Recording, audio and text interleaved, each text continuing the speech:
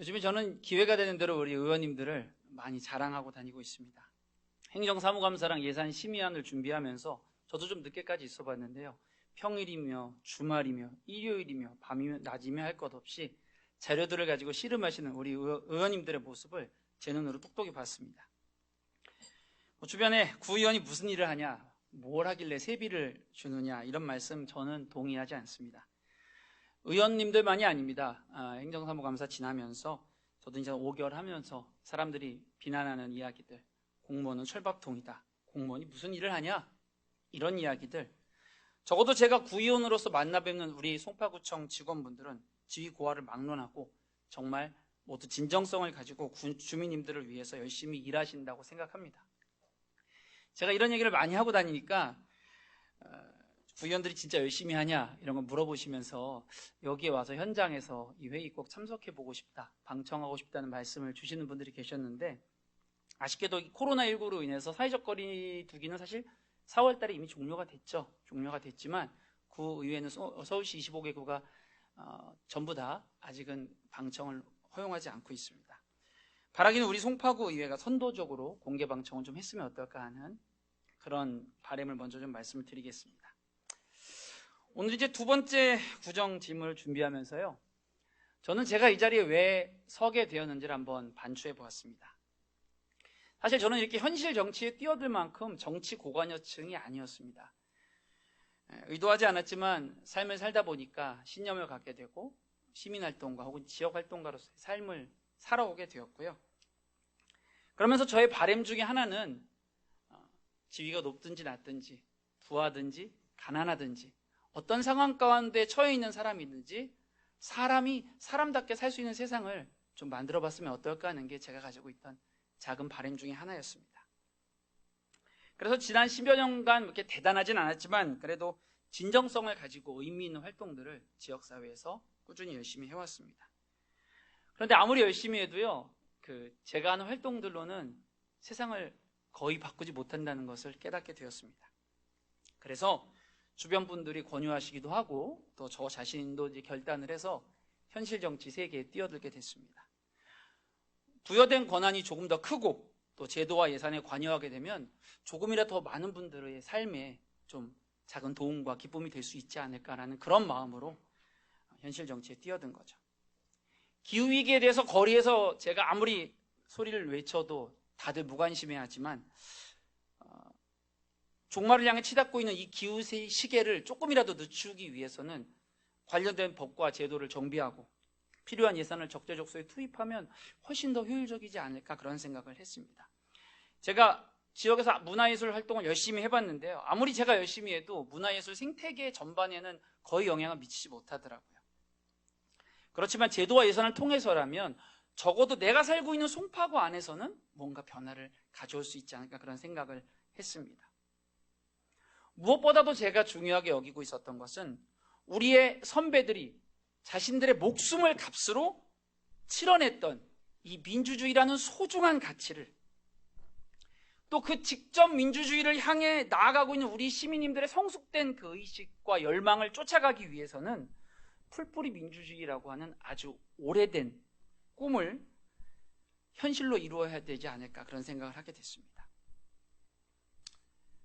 대한민국은 민주공화국이다. 그리고 대한민국의 모든 주권은 국민에게 있고 모든 권력은 국민으로부터 나온다는 우리가 잘 알고 있는 헌법 정신이 오랜 시간 권력으로부터 유린된 과거를 우리가 가지고 있기에 우리의 자랑스러운 대한민국이 오늘을 통해서 찬란한 미래로 나가기 위해서는 저는 우리가 단순한 구호만이 아닌 실제로 송파 구민들을 주권자이고 주인으로 여기고 정해져 있는 기간 동안에 그분들이 위임해준 권력과 역할과 권한을 바탕으로, 권력은 아니네요, 권한이겠네요, 제도와 예산이 허락한 한에서 주민님들의 뜻에 따라 사용할 수 있도록 하는 일에 최선을 다하는 것이 바로 저와 여러분들의 역할이라고 생각합니다.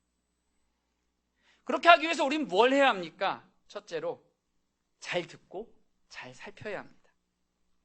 정말 필요한 것 같다라고 내가 생각해도 이게 최선이라고 내가 생각하고 내가 전문가고 내가 달인이라고 생각을 해도 진짜 해답을 알고 계신 분들은 우리의 주민님들이라는 사실을 우리는 솔직하게 인정해야 됩니다. 아무리 지식이 뛰어나고 아무리 의술이 뛰어나고 장비가 최신식이라고 해도 의사가 사용하는 가장 중요한 진단 도구는 무엇입니까? 문진입니다. 묻는 거죠. 민선 8기에 사회적 약자들을 위한 정책을 펼치시겠다고 하는 말씀을 듣고 사실 저는 내심 반가웠습니다. 그리고 지금도 그 진정성을 의심하지 않습니다. 그런데 이제 그런 취지에서 시행하신 첫 번째 정책이 지원금을 이렇게 몇만 원 올려주는 방식이라는 게 저는 사실 조금은 아쉬웠습니다. 아니, 조금 많이 아쉬웠습니다. 지난 9월에 제가 주최한 제2회 송파 의정 포럼에서 장애인 당사자분들, 종사자들을 몇 분 만나 뵙고 여쭤봤습니다. 만약에 월 지원되는 금액이 이만큼 늘어난다면 얼만큼 효능감을 느끼실 수 있을까요? 라고 여쭤봤습니다. 근데 이분들이 한 목소리로 말씀하십니다. 당연히 나와 우리 자녀들을 생각해서 지원금이 늘어나면 조금 더 나은 삶을 살 수 있을 것 같긴 하다. 그러나 그것이 좋은 일일지언정 돈 몇만 원으로 우리의 삶 전체가 달라지지는 않는다. 그 돈으로 차라리 우리가 사람답게 살아갈 수 있도록 이동권을 개선해주고 당당하게 직업을 가지고 살아갈 수 있도록 지원 기간을 확대해주고 제도를 개선해서 장애인 가족들이 긴급한 상황 속에서 돌봄을 위탁할 수 있도록 제도를 좀 정비하고 개선해달라는 부탁들을 해주셨습니다. 오늘 제가 구정 질문을 통해서 청장님께 부탁드리고 싶은 말씀은 바로 이러한 듣는 마음인 것입니다. 어떻게 주민님들의 현실과 생각을 알 수가 있습니까? 대의민주주의니까, 우리가 선출된 사람들이니까 내가 생각하는 게 곧 주민님들의 생각일 수 있을까요? 아닙니다. 들어야죠. 현장으로 나아가야 합니다. 그리고 다양한 방식으로 소통해야 합니다. 공청회를 열 수 있습니다. 간담회를 열 수 있습니다. 토론회를 개최할 수 있습니다. 평소에 잘 소통하는 분들, 잘 알고 있는 분들이 아니라 잘 소통하지 않던 분들의 말씀을 우리는 들어야 할 책무를 가지고 있습니다. 주민을 주권자로 여긴다는 건 저는 바로 이런 뜻이라고 생각합니다. 민선 8기 들어와서 공청회와 간담회를 몇 번 했는지 저는 여쭤보고 싶습니다. 의뢰 갖는 관계자 간담회 말고 자주 보는 분들, 그런 분들 말고 간담회를 요청하는 분들이 우리 구에 많이 계십니다. 코로나 상황을 핑계로 하기에는 너무나 많은 행사에 우리 모두가 참석하고 있습니다. 행사에 잠깐 참여해가지고 덕담을 하고 박수를 받고 환호를 받는 그런 자리가 아니라 불만과 아쉬움이 가득해가지고 내 목소리가 왜 구청에 들리지 않느냐고 답답해하는 이런 주민님들을 몇 번이나 찾아갔는가, 그분들이 말씀하실 기회를 얼만큼 마련했는가, 이런 말씀을 드리고 싶은 겁니다. 성심으로 부탁드립니다. 칭찬받는 자리, 어떤 자리에서 저는 직접 간 자리는 아닌데 구청장님을 응원하는 말로 우유빛깔 서강서 이렇게 환호를 하는 자리가 있었다고 제가 들었습니다. 그럴 수 있죠. 그런데 그렇게 연호하는 자리 대신에, 칭찬해주는 자리 대신에 정치 권력으로부터 소외되고 배제된 사람들이 있습니다. 그들의 이야기를 들을 수 있는 그런 청장님이 되시길 바랍니다. 현장에서 이야기를 들어주시고 좋은 말 해주는 사람들은 좀 멀리 하셔도 됩니다. 쓴소리 뱉는 사람들을 더 가까이 하십시오. 송파구의 주권은 주민님들께 있고 모든 권력은 바로 우리 주민님들로부터 나온다라는 아주 단순한 사실을 우리 청장님께서 행동으로 보여주시기를 부탁드립니다. 둘째로, 법과 제도, 예산이 주민님들을 위해 바르게 쓰이기 위해서는 우리는 절차를 준수해야 합니다. 구의회에 들어와서 제가 깜짝 놀란 건 행정의 편의를 위해, 때로는 정치적인 목적을 달성하기 위해 우리 모두가 절차를 조금씩 혹은 크게 무시하는 상황들이 빈번하다는 점입니다. 민선 8기의 새로운 구청장이 되셨으니 새로운 비전을 보여주실 수 있죠. 충분히 이해합니다. 그러나 정책적인 비전을 제시하는 것과 뭘 하겠다고 단언하는 것은 조금 다른 이야기입니다. 지난 이야기를 꺼내서 죄송하지만 불효불급 예산의 세부 사업들을 적시하면서 이거 다 삭감하겠다라고 하시는 그런 선언은 제가 5개월 정도 지나고 보니까 각각의 항에 대해서 의회의 동의를 얻거나 조례를 바탕으로 하는 정책들은 조례를 만들고 시행하거나 폐지하거나 없애는 과정들이 꼭 필요한 게 아닌가라는 말씀을 드리고 싶은 겁니다. 지방정부가 존중받으려면 지방의회를 존중해야 하는 거 아닙니까? 일례를 들어서 최근 인터뷰에서 내년부터 송파 구립극단을 만든다고 말씀하셨습니다. 청장님께서 얼마든지 그런 비전 가지실 수 있죠. 저도 가서 참여해서 봤는데 생각보다 재미있었습니다. 근데 그렇게 하면 예산이 들어가지 않습니까? 예산에 대한 심의를 거쳐야죠. 그래야 그것이 비로소 우리 송파구의 정책이 될 수 있는 거라고 저는 생각합니다. 그런데 그 과정이 생략되고 언론에 먼저 극단을 만들겠습니다라고 말씀을 하시는 건 절차를 거치지 않는 많이 아쉬움, 조금 지나치게 표현하면 제왕적 구정의 전형이라고 말씀드릴 수도 있겠습니다. 이제 5개월밖에 안 돼서 사실 제가 많이 모릅니다. 그렇지만 제가 속해 있는 행정교육위원회에서도 조례를 제정하거나 폐지하는 절차 없이 행정이 먼저 앞서서 어떤 일들을 하는 것들을 수차례나 발견했습니다. 이곳은 송파구에 적용되는 송파구만을 위한 조례를 다루는 곳입니다. 조례도 법이죠. 제도와 예산은 절차적 정당성이 반드시 필요합니다. 그래서 지금부터 청장님께 드리는 질문은 바로 이 점을 함께 고민해보자고 하는 의미에서 드리는 말씀입니다. 지금부터 일문일답 시작하도록 하겠습니다. 청장님 앞으로 나와주시기 바랍니다. 자, 나오시는 동안에 우리 화면을 함께 바라봐 주시기 바랍니다. 지방자치법이 명시하는 지방자치단체장의 권한과 지방의회의 권한을 이야기하고 있습니다. 이 법에 따르면 우리 청장님께는 예산의 편성과 집행권이 있고요. 의회에는 예산의 심의권과 의결권이 있습니다. 한편 헌법 117조 1항은 지방자치단체가 주민의 복리에 관한 사무를 처리하고 재산을 관리하며 법령의 범위 안에서 자치에 관한 규정을 제정할 수 있다라고 말하고 있습니다.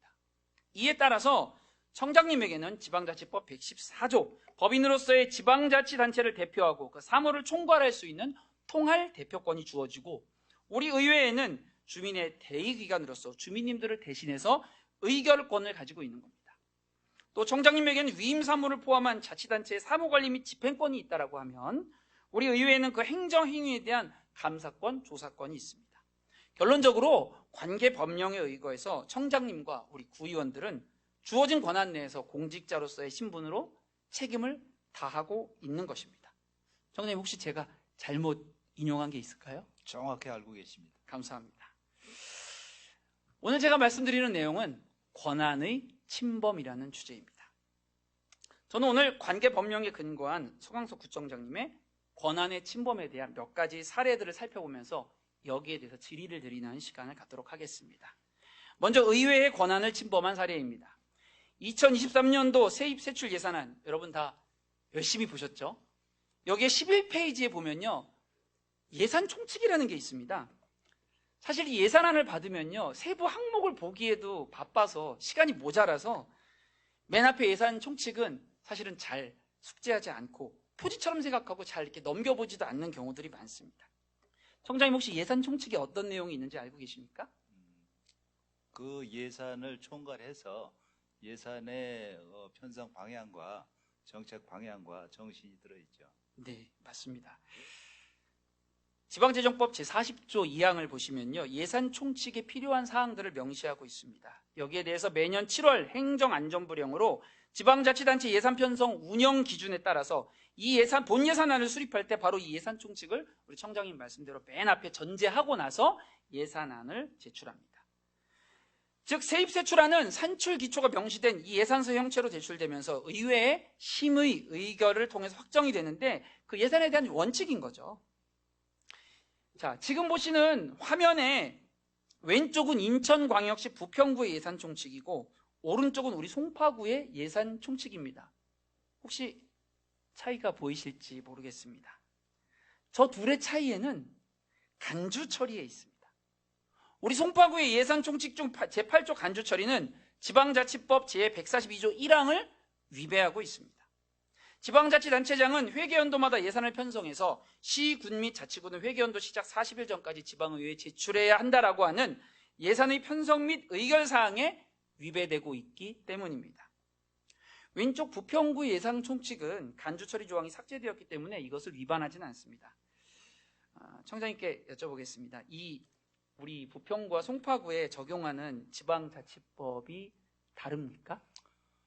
글쎄요, 부평구가 저기 총책에 없다 해서 간주 처리를 하지 않는 건 아니고 간주 처리를 하는 것은 서울시도 다 간주 처리가 있고 다른 25개가 다 있습니다. 그것은 예산 시기하고 맞추어서 그렇게 세입이 발생하지 않을 때 그 세입 발생한 걸로 해서 예산을 편성할 때 예산이 더 정확해지기 때문에 간주 처리 조항이 있고, 저거는 행자부 지침에도 전혀 어긋나지 않는 원래 다 있는 내용인데 부평구에 없는 것이 꼭 정확하고 올바르다 이렇게는 생각되지 않습니다. 네, 그럼 제가 생각하는 바들 한번 말씀드리겠습니다. 뭐 다른 자치 단체니까 당연히 예산 총칙의 조항과 내용이 다를 수가 있죠.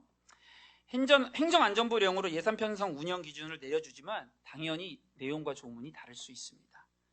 그렇다면 이 질문을 한 번 더 드려보겠습니다. 간주 예산, 간주 처리라는 말이 명시되어 있는 지방자치법, 지방재정법, 지방회계법상의 조문이 있을까요, 없을까요? 있지 않겠습니까? 제가 확인은 못했지만은 조문에는 예. 없는 없습니까? 표현입니다. 예. 네.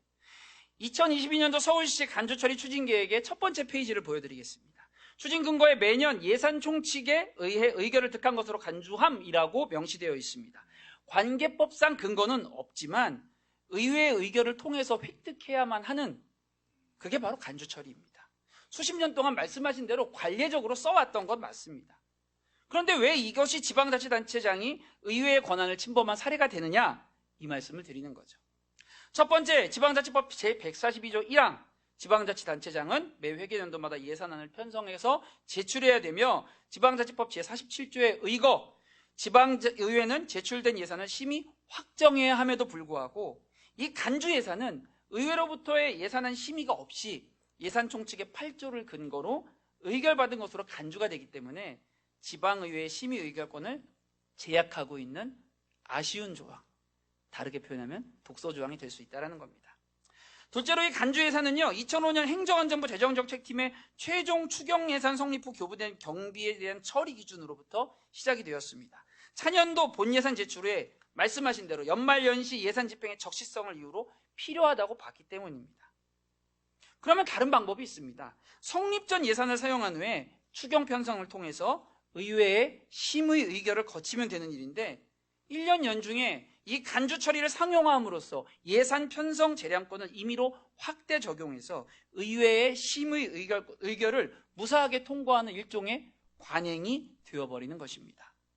최근 3년간의 속기록을 확인했습니다. 우리 공무원분들조차 간주 처리의 실수와 누락으로 예산액이 맞지 않아서 당황해하는 상황들을 발견할 수가 있었습니다. 여기에 대해서 광진구, 동작구, 도봉구에도 간주 처리가 의회의 예산 심의 의결권을 침범한 것에 대한 논란이 있었고요. 결국 집행부의 행정 처리를 위해서 이 간주 처리 삭제를 관철하지 못했지만, 적어도 말씀하신 서울시 본청이나 금천구, 도봉구 같은 곳들은 홈페이지를 통해서 간주 예산들의 모든 내역을 공개하고, 그리고 그것을 반드시 의회의 안건으로 상정해서 간주 예산 처리 내역을 제출 후에 보고하는 방식으로 절차적인 보완들을 이루고 있습니다. 청장님께 여쭙습니다. 의회 예산 심의 의결권을 침해하는 것으로 보이는 이 간주 예산 대신에 지방재정법을 근거로 하는 성립전 예산 사용에 대해서 검토해 보실 의향이 있으신지, 아니면 어쩔 수 없이 만약에 행정 편의를 위해서 오랫동안 사용했던 이 간주 예산을 허용한다고 해도 이것을 구청 홈페이지나 의회에 정기적으로 간주 예산 내역을 공개하고, 예를 들면 서울시는 간주 예산을 사용하고 있는데 월 1회 이것을 보고하게 되어 있더라고요. 의회에 보고하는 등의 절차를 통해서 이걸 보완하실 생각은 없으신지 짧게 답변을 부탁드리고요. 참고로 송파구의 올해 기준 간주 예산 총액은 전체의 10%에 해당하는 1,130억 정도가 되겠습니다. 어떻게 생각하십니까? 간주 예산 처리는 예산 사이클의 차이 때문에 국가와 정부와 또 우리 자치구, 정부와 서울시와 자치구는 국비, 시비, 구비로 면밀히 연결이 돼 있어야 되는데 서로 사이클이 맞지 않습니다. 그것을 갖다 보완하는 제도이기 때문에 위법하거나 불법한 건 아니고 오랫동안 해왔던 것이고, 다만 말씀하신 대로 모든 예산은 다 의회 심의를 받고 집행이 돼야 됨에도 불구하고 심의한 걸로 간주해버리기 때문에 의회의 예산 심의권을 실질적으로 침해할 수 있는 제도인 것은 사실입니다. 그래서 간주 처리를 활용하되 의회 저희 뭐 집행부에서 의회의 예산 심의권을 침해하면서 그럴 의도는 전혀 없는 제도이기 때문에 얼마든지 의원님하고 소통하고 의회에 보고해서 예산 심의권과 조화를 이루는 그런 방법을 찾도록 하겠습니다. 감사합니다. 차차 개선되리라고 믿겠습니다. 자, 다음으로 주민의 권리를 침범하는 사례를 말씀드리겠습니다. 거여이동에 위치한 마을활력소 지하 1층의 모 관변단체가 지상 3층에 1인 가구 지원센터에게 장소를 1인 가구 지원센터가 들어오고 그 장소를 무상 임대하겠다는 방침이 있습니다. 맞습니까? 청장님? 마을 활력소요? 예. 예, 그런 송파 커뮤니티 센터죠. 그렇게 추진을 하고 있습니다. 네. 예. 지방자치법 제17조 1항 주민은 법령으로 정하는 바에 따라 주민생활에 영향을 미치는 지방자치단체의 정책의 결정 및 집행 과정에 참여할 권리를 가지고 있다라고 명시하고 있습니다. 정책 참여는 우리 주민님들의 소중한 권리인 것입니다. 2018년 송파구 마을활력소 조성 및 운영 계획에 대한 구청의 방침 문서를 보면요. 낙후된 주택 밀집 지역의 마을 공동체 필요성에 의해 주민 공유 공간을 부족을 이유로 주민 설명회를 여러 차례 하면서까지 추진한 것을 알 수 있습니다. 2018년 하반기에만 10번 넘게 이런 민관 협력 회의를 해서 또 타구의 사례를 벤치마킹해서 할 수 있는 모든 행정력을 동원해서 시비 30억을 확보하고 구비 3억을 얹어서 추진한 사업입니다. 2022년 2월 송파구 마을활력소 운영계획 구청의 방침 문서를 보면 주민 거점 공간을 통한 마을 공동체 활동 촉진이라는 운영 방향이 명시가 되어 있습니다. 제가 여쭤보는 건 한 가지입니다. 청장님, 해당 단체에게 무상 임대를 결정하는 과정 가운데에서 한 번이라도 주민 설명회, 공청회, 간담회, 토론회 등을 개최하신 적이 있습니까? 그리고 주민님들이 정책에 참여하려면 저는 이런 자리가 마땅히 필요하다고 생각하는데 어떻게 생각하십니까? 짧게 답변 부탁드리겠습니다. 모든 법이 다 일목요연하게 다 그렇게 맞지는 않습니다. 사실 예를 들어서 이번에 거기에 들어가게 하는 우리 새마을 단체, 그것은 새마을 단체 육성법에 의해서 국유재산을 얼마든지 무상 또는 유상으로 임대 또는 수익할 수 있게 되어 있습니다. 그리고 마을 활력소 관계는 저번에도 제가 얘기한 기억이 있습니다만은 저 마을 활력소를 시비 33억을 들여서 마을 활력소를 만들고 그 마을 활력소를 운영하는 마을자치센터 그거를 또 위탁 운영을 하면서 또 시비와 구비가 또 들고. 선생님 죄송합니다. 좀 예. 짧게 부탁드리는데 그래서 한 가지 정정할 건 마을활력소는 처음부터 지금까지 구청이 직영으로 해왔고요. 거기에 들어간 마을자치센터만 민간 위탁을 했습니다. 지난번에도 제가 정정을 해드렸습니다. 마을자치센터만 위탁했고 네. 마을활력소라는 그 공간을 만들기 위해서 과거 시정부에서 33억을 줘서 공간을 만들었죠. 그러나 서울시에서 그 마을활력소를 운영하는 서울시 설치조례를 이번에 폐지했습니다. 마을공동체 활성화 지원조례를 폐지해서 서울시에서 지원할 금액들이 이제 없어지게 됐고, 그리고 저는 그 마을자치센터 거기서 하는 일이 사실은 우리 주민자치센터 공직자들이 다 할 수 있는 일이라고 생각합니다. 총장님, 마을활력소랑 주민자치센터는 별개거든요. 네, 마을자치센터는 완전히 별개이기 때문에. 마을활력소는 이제 공간 개념이고, 그렇죠, 공간입니다. 그 공간을 운영하기 위해서 마을자치센터를 갖다가 위탁 경영하고 있는 전혀 거죠. 그렇지가 않습니다. 그거는 나중에 한번 확인을 해보시고 일단은 답변을 제가 들은 걸로 간주하겠습니다. 저는 이제 간담회가 꼭 필요하지 않았냐 이 질문을 드린 거고 거기에 대해서 뭐 시간이 얼마 없어서요. 아니요 정도로 답해 주시면 좋겠습니다. 새마을 단체가 저 1층을 쓰게 하는 것에, 지하 1층 쓰게 하는 것에 대해서 지역 주민들의 간담회 한 것은 없고 다만 새마을 단체하고는 협의를 했습니다. 네, 감사합니다. 자, 다음은 관련 법령의 정의를 침해한 사례입니다. 민선 8기 100일도 안 돼서 수립한 송파 마을활력소 일부 활용 계획과 관련 근거로 다음을 들었습니다. 첫 번째, 서울특별시 송파구 마을공동체 지원 등에 관한 조례 제27조, 그 밖에 마을공동체 활성화를 위해 구청장이 필요하다고 인정되는 사업, 그 서류에 있는 내용들을 말씀드리는 겁니다. 둘째로 서울특별시 마을공동체 활성화 지원조례 제18조 5항, 마을활력소 운영 주체는 마을활력소를 주민자치, 공간공유, 마을공동체 활성화 등의 공익 목적이 달성되도록 운영하여야 한다. 여기서 마을 혁서 운영 주체는 송파구청입니다. 이 두 가지 근거를 통해서 해당 관변단체 무상임대를 결정했습니다. 방침서에 이제 그렇게 내용이 나와 있습니다. 물론 무상임대 자체는 관련 공유재산 무상임대 근거에 충분히 부합하는 것을 저도 인지하고 있고 그것은 문제가 없다고 생각합니다. 다만 이 말씀을 드리겠습니다. 첫 번째 근거로 든 서울특별시 송파구 마을공동체 지원 등에 관한 조례 27조와 관련해서 같은 조례 제2조에 의하면 마을공동체를 주민이 결정하고 추진하는 주민자치공동체라고 정의합니다. 또한 제3조에 의하면 마을공동체 활성화 사업은 주민공동체 회복, 주민주도, 주민참여 등으로 설명이 됩니다. 이 마을공동체라는 단어 자체가 청장님이 말씀하신 상위에 있는 서울시 조례의 정의, 그리고 우리 송파구 조례의 정의에 따라간다는 것을 우리가 기억해야겠습니다. 두 번째 근거로는 서울특별시 마을공동체 활성화 지원조례 제18조 5항 운영주체의 주민자치 공간공유 마을공동체 활성화 등 공익목적이 달성되도록 운영되어야 한다. 공익목적인 건 맞습니다만 지금 앞에 나와 있는 주민자치 공간공유 마을공동체 활성화와 부합되어야 우리 조례에 부합된다는 말씀입니다.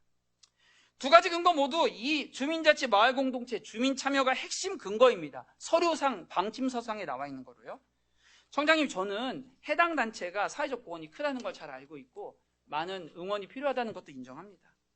다만 제가 여쭤보는 건 그겁니다. 그 단체와 관련된 법령에 주민자치, 마을공동체, 주민참여라는 단어가 명시된 조문이 있습니까? 없습니까? 새마을의 말씀이신가요? 네, 저는 새마을이라고 말씀드리지 않았습니다. 네, 거기 맞습니다. 마을 활력소 서울특별시 마을공동체 활성화 지원조례가 폐지가 됐기 때문에 우리 송파구의 마을공동체 활성화 지원조례 이것 또한 서울시에서 표준안을 내려줘서 25개구가 다 이런 조례가 다 설치되어 있습니다. 그러나 시의 조례가 폐지됐기 때문에 우리 송파구 마을공동체 지원조례도 지금 폐지는 안 됐지만은 사실상 그것을 현장에 적용하기는 어려운 상태다. 서울시에서 이 제도가 필요 없다고 서울시에서 그동안 돈을 줬던 것을 전부 끊었기 때문에 우리 구에서 이것을 전부 부담 가지고 운영하기는 어려운 실정이다. 그렇게 이해해 주시면 좋겠습니다. 네, 성장님 말씀 가운데도 말씀하셨지만 우리 구의 조례는 아직 폐지되지 않았습니다. 절차와 정의에 대한 말씀을 드렸습니다. 청장님께서 오셔서 많은 것들을 빠르게 바꾸고 계십니다. 바꾸는 것 자체를 문제 삼을 수는 없습니다. 저는 절차와 근거를 말씀드리는 겁니다. 왜냐하면 여기는 송파구 의회이기 때문이죠. 100번 양보해서 다른 단체가 들어온다면 최소한 사업 목적에 부합되거나 마을 공동체 사업을 위한 단체여야 된다는 것입니다. 방침 서류에 정확한 근거가 명시되어 있지 않고 관계 법령의 정의가 적용되지 않는 공문서를 우리가 정당하다고 판단하기에는 좀 맞지 않는가라는 생각이 듭니다. 시간이 없어서 주제를 빨리 옮기겠습니다. 다음은 송파구민의 도시브랜드 선택권을 침범한 사례에 대해서 말씀드리겠습니다.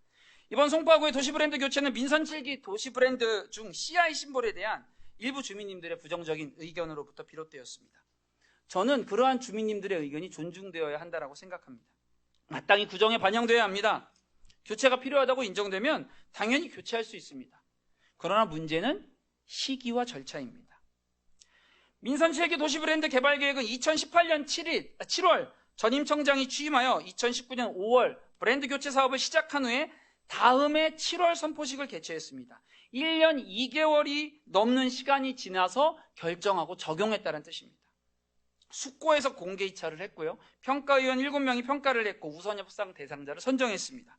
그 이후에도 그치지 않고 주민 공모전을 2회 실시해서 주민님들의 참여를 유도하고 소통하고자 노력했습니다. 반면에 제가 아쉬워하는 건 우리 민선 8기는 7월 1일 청장님 취임 후에 7월 27일부터 설문조사를 실시하고 수의계약을 통해서 업체를 선정한 후에 바로 그 다음 달 1월, 우리 요 다음 달이죠. 다음 달 1월에 새해가 되면서 바로 브랜드를 교체하겠다는 겁니다. 길게 잡지 않고 하여튼 최대한 잡아도 5개월 만에 교체하는 셈입니다. 제가 서류 뭉치를 가지고 왔습니다.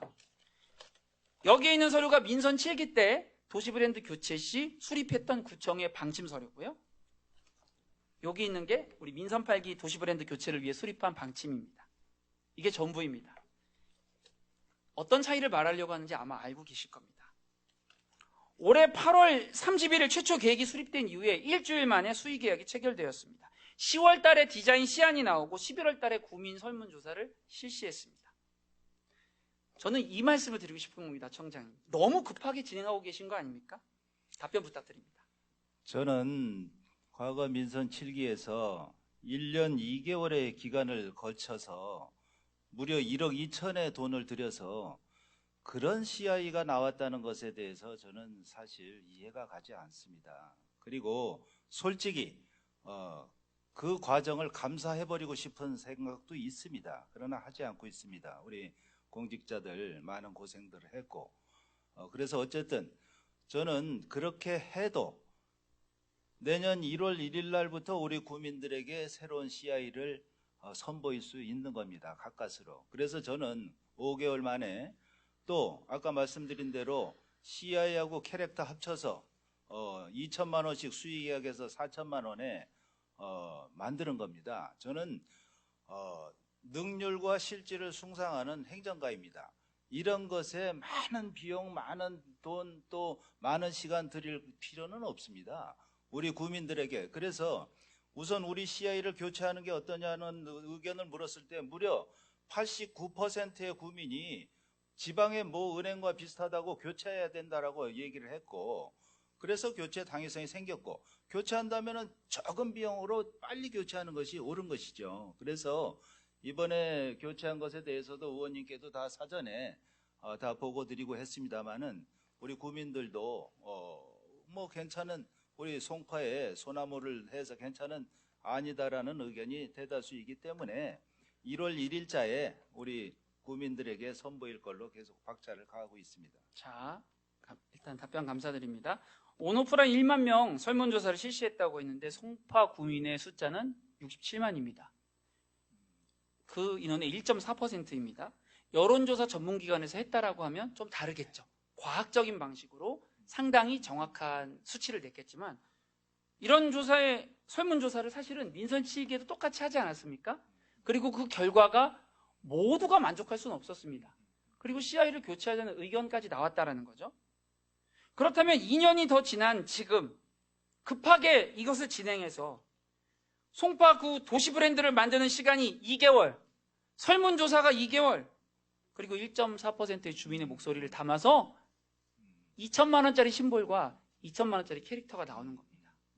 우리 주민님들이 깜짝 놀란 건 2천만 원이나 써가 아니라 겨우 2천만 원에 우리 구의 심볼이 나온다고 라는 하는 지점이었습니다. 여기에 대한 말씀은 길게 드리지 않겠습니다. 자, 돈에 대한 이야기를 해보겠습니다. 민선 7기에는 CI를 27년 만에 교체했습니다. 캐릭터를 24년 만에 교체했습니다. 드러난 예산만, 저한테 수집된 예산만 6억이 넘게 들었습니다. 그걸 지금 얼마 만에 교체하는 겁니까? 2년 만에 교체하는 거죠. 2개월의 개발 과정을 거쳐서 이번엔 최소한 5억 이상의 교체 비용이 추산되고 있습니다. 제가 받은 자료입니다. 7기의 교체 비용이 6억, 8기가 5억이면 11억이라고 하는 규모가 됩니다. 이걸 그대로 집행해버리면 어떤 결과가 되냐면 29개월 동안 매일 120만 원의 돈을 태워버리는 것과 같은 효과가 나는 겁니다. 시리가 그렇게 얘기를 하네요. 송파구 1조 2천억의 전체 예산 중 공사, 교육복지 예산 이런 사업들 말고 단위 예산으로 5억 이상 되는 사업이 얼마나 많겠습니까? 물론 대형 태극기 개양대 세우는데 4억 쓰시고 사계절 꽃피는 거리를 위해서 이번에 19억 올라와 있는 거 저도 잘 알고 있습니다. 화면을 보실까요? 민선 7기 CI와 새로 바꾸겠다고 하시는 CI를 함께 볼 수 있습니다. 송파구 도시 브랜드 교체의 가장 큰 이유가 디자인의 유사성, 특정 정당을 상징하는 색깔이라고 합니다. 그런데 지금 바뀌게 될 새로운 CI의 경우는 2016년 국민의당을 상징하는 색깔이고요. 현재 녹색당과도 유사한 색깔입니다. 앞으로 동일 색상의 정당이 나오면 또 브랜드를 바꿔야 하는 겁니까? 제가 질문을 드리고 싶은데 시간이 없어서 질문을 드리지 못하겠습니다. 디자인의 표절과 유사성이라는 것들을 생각하고 이 화면을 보시기 바랍니다. 새로 나온 2천만 원을 주고 만든 송파구의 심볼과 그 옆에 로고를 제작하는 회사들이 내놓은 템플릿, 그리고 그 아래에는 실제로 쓰고 있는 어떤 회사의 실제 로고, 그리고 또 다른 곳의 로고가 그냥 인터넷에 잠깐 검색하기만 해도 동일한 것들이 나옵니다. 우리 청자님께서 송파구를 상징하는 것으로 올림픽을 잡으시고 이번에 호돌이 캐릭터를 만드셨는데요. 저 호돌이 캐릭터를 찍으면 저 심볼보다 훨씬 많은 유사한 캐릭터들이 등장을 합니다. 송파구 의회는 도시브랜드에 대한 이견들을 우리 송파구 의회가 많이 말씀을 드린 것으로 제가 알고 있습니다. 구청장님께 다양한 의견을 드렸습니다. 주민을 대표하고 대의하는 우리 의회의 이런 의견들이 왜 반영되지 않고 강행되려고 하는 건지 저는 잘 이해가 되지 않습니다. 청장님, 송파 구민님들께도 도시브랜드 교체에 대한 선택권이 있습니다. 저는 그 선택권을 좀 여유 있게 드리라는 말씀을 드리고 싶고요. 시간이 없어서 저도 제 말씀을 좀 마무리하겠습니다. 서울시를 포함해서 몇몇 자치구들은 도시브랜드가 포함된 상징물에 관한 조례를 제정하고 심의위원회를 통해서 브랜드 제정 변경의 절차적인 정당성을 갖습니다. 이걸 부탁드리는 겁니다. 저걸 하시지 말라는 게 아니고 송파구는 관련된 조례가 없죠. 그러면 조례를 제정하고 절차적인 정당성을 확보하고 그런 이후에 변경을 시도하면 갈등이 일어나지 않습니다. 제가 부탁드리는 건 내년 2월에 다음 회기 때 조례를 올려주시면 저희가 검토해보는 겁니다. 마음에 들지 않으면 강행하셔야 되는 거죠. 제가 말씀드리는 건 절차를 지켜가면서 일을 하면 모두가 이해할 수 있지 않겠냐 그런 말씀입니다. 사실 제가 준비한 내용이 많이 있는데 또 여쭤보고 싶은 게 있는데 시간이 얼마 없어서 저도 한마디만 드리겠습니다. 저는 민선 7기에서 25개 구청 중에 유일하게 송파구가 그것도 20몇 년 써온 도시 브랜드를 교체한 것이 매우 유감입니다.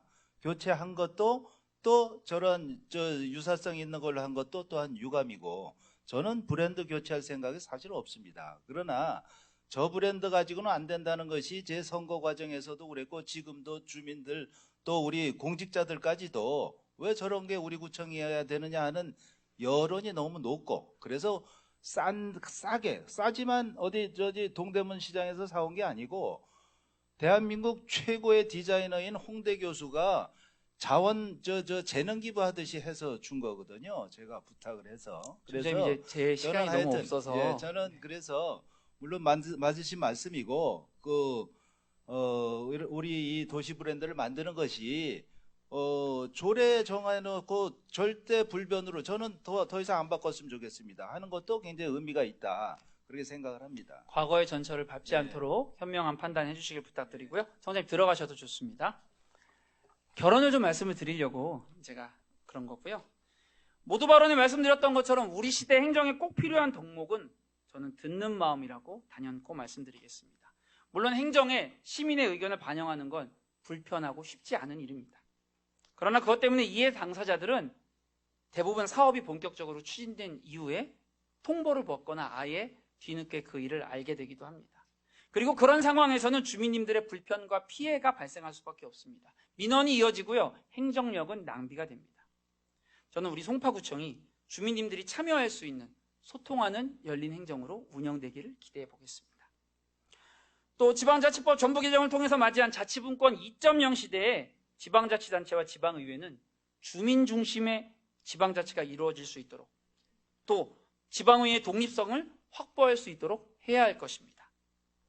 그런 의미에서 현재 우리 의회에는 최초의 주민발안 조례가 아직 계류되어 있습니다.